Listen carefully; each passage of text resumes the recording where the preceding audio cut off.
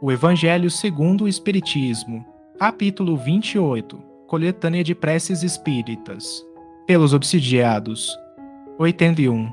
Prefácio. A obsessão é a ação persistente que um espírito mau exerce sobre um indivíduo. Apresenta caracteres muito diversos, desde a simples influência moral, sem perceptíveis sinais exteriores, até a perturbação completa do organismo e das faculdades mentais. Obtera todas as faculdades mediúnicas, traduz-se na mediunidade escrevente pela obstinação de um espírito em se manifestar com exclusão de todos os outros.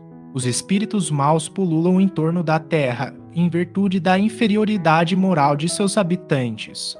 A ação malfazeja que eles desenvolvem faz parte dos flagelos com que a humanidade se vê a braços neste mundo. A obsessão, como as enfermidades e todas as tribulações da vida, deve ser considerada prova ou expiação e como tal aceita. Do mesmo modo que as doenças resultam das imperfeições físicas, que tornam o corpo acessível às influências perniciosas exteriores, a obsessão é sempre o resultado de uma imperfeição moral que dá acesso a um espírito mau. A causas físicas se opõem forças físicas, a uma causa moral tem-se de opor uma força moral. Para preservá-lo das enfermidades, fortifica-se o corpo.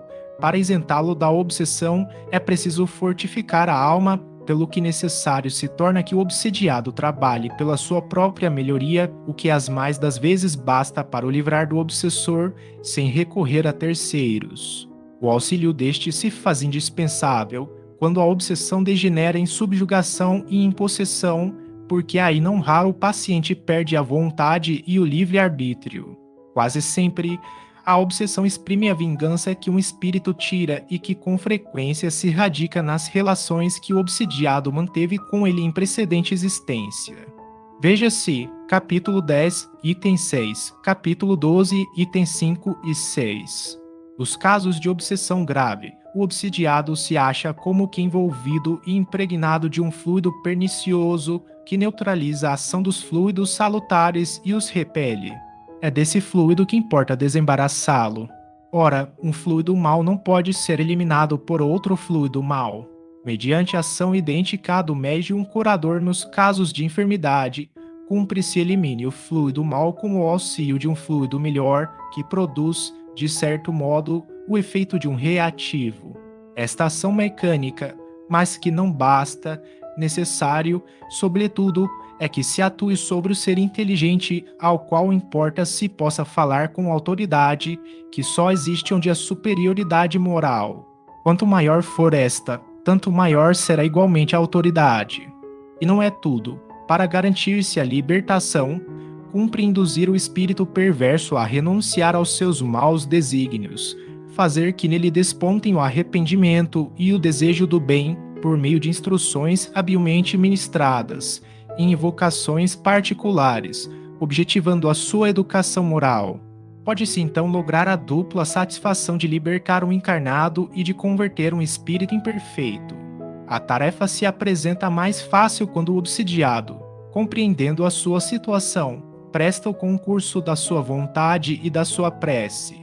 O mesmo não se dá quando, seduzido pelo espírito embusteiro, ele se ilude no tocante às qualidades daquele que o domina e se compraz no erro em que este último lança, visto que, então, longe de secundar, repele toda assistência. É o caso da fascinação, infinitamente mais rebelde do que a mais violenta subjugação. O Livro dos Médiuns, segunda parte, capítulo 23. Em todos os casos de obsessão, a prece é o mais poderoso auxiliar de quem haja de atuar sobre o espírito obsessor. 82. Prece, para ser dita pelo obsidiado. Meu Deus, permite que os bons espíritos me livrem do espírito malfazejo que se ligou a mim. Se é uma vingança que toma dos agravos que eu lhe haja feito outrora, tu a consentes, meu Deus, para minha punição e eu sofro a consequência da minha falta. Que o meu arrependimento me granjeie o teu perdão e a minha liberdade. Mas, seja qual for o motivo, imploro para o meu perseguidor a tua misericórdia.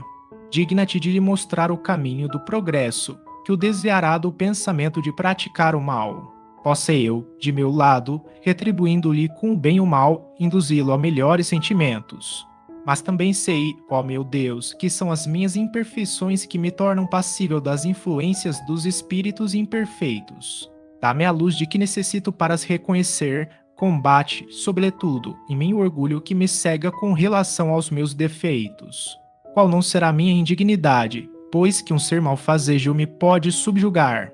Faze, ó meu Deus, que me sirva de lição para o futuro este golpe desferido na minha vaidade, que ele fortifique a resolução que tomo de me depurar pela prática do bem, da caridade e da humildade, a fim de opor, daqui por diante, uma barreira às más influências. Senhor, dá-me forças para suportar com paciência e resignação esta prova.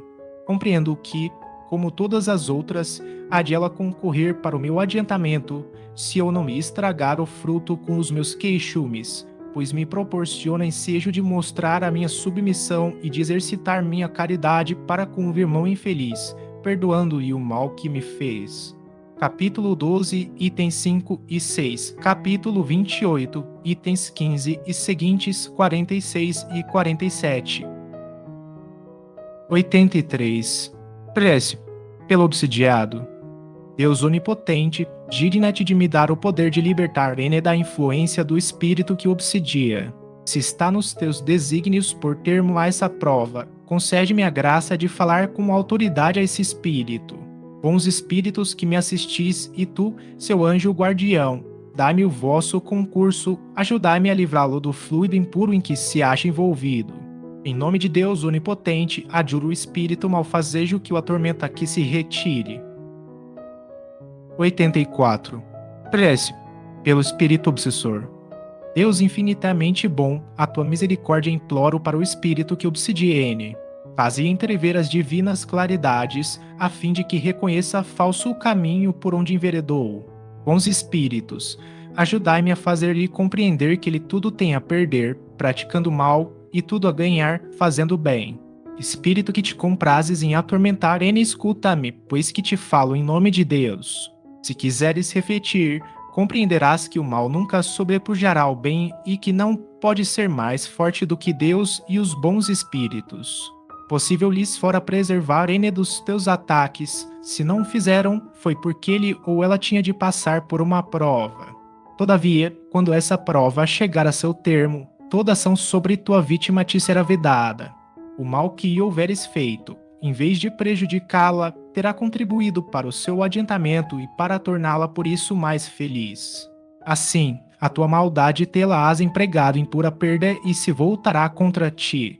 Deus, que é todo-poderoso, e os espíritos superiores, seus delegados, mais poderosos do que tu, serão capazes de pôr fim a essa obsessão e a tua tenacidade se quebrará de encontro a essa autoridade suprema, mas por ser Deus bom, quer ele deixar-te o mérito de fazeres que ela cesse pela tua própria vontade. É uma mora que te concede, se não aproveitares, sofrer-lhe-ás as deploráveis consequências. Grandes castigos e cruéis sofrimentos te esperarão. Serás forçado a suplicar a piedade e as preces da tua vítima, que já te perdoa e ora por ti, o que constitui grande merecimento aos olhos de Deus e apressará a libertação dela. Reflete, pois, enquanto ainda é tempo, visto que a justiça de Deus cairá sobre ti, como sobre todos os espíritos rebeldes. Pondera que o mal que neste momento praticas terá forçosamente um limite, ao passo que, se persistires na tua obstinação, aumentarão de contínuo os teus sofrimentos. Quando estavas na terra, não terias considerado estúpido sacrificar um grande bem por uma pequena satisfação de momento?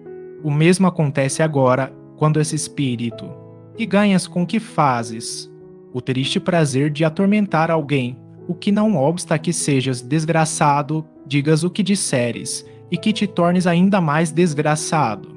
A par disso, vê o que perdes, observa os bons espíritos que te cercam e dizes se não é preferível a tua sorte deles. Da felicidade de que gozam, também tu partilharás quando quiseres. Que é preciso para isso? Implorar a Deus e fazer, em vez do mal, o bem. Sei que não te podes transformar repentinamente, Mas Deus não exige o impossível, quer apenas a boa vontade. Experimenta e nós te ajudaremos. Faze que em breve possamos dizer em teu favor a prece pelos espíritos penitentes item 73 e não mais considerar-te entre os maus espíritos, enquanto te não contes entre os bons. Veja-se também o item 75, preces pelos espíritos endurecidos. Observação: a cura das obsessões graves requer muita paciência, perseverança e devotamento. Exige também tato e habilidade, a fim de encaminhar para o bem espíritos muitas vezes perversos, endurecidos e astuciosos, porquanto aos rebeldes ao extremo. Na maioria dos casos, temos de nos guiar pelas circunstâncias. Qualquer que seja, porém, o caráter do espírito, nada se obtém, é isto um fato incontestável, pelo constrangimento ou pela ameaça. Toda influência reside no ascendente moral. Outra verdade igualmente comprovada pela experiência tanto quanto pela lógica é a completa ineficácia dos exorcismos, fórmulas, palavras sacramentais, amuletos, talismãs, práticas exteriores ou quaisquer sinais materiais. A obsessão muito prolongada pode ocasionar desordens patológicas e reclama, por vezes, tratamento simultâneo ou consecutivo, quer magnético, quer médico, para restabelecer a saúde do organismo. Destruída a causa, resta combater os efeitos. Veja-se o Livro dos Médiuns, segunda parte, capítulo 23, da obsessão. Evus Spirit, fevereiro e março de 1864, abril de 1865. Exemplos de curas de obsessões.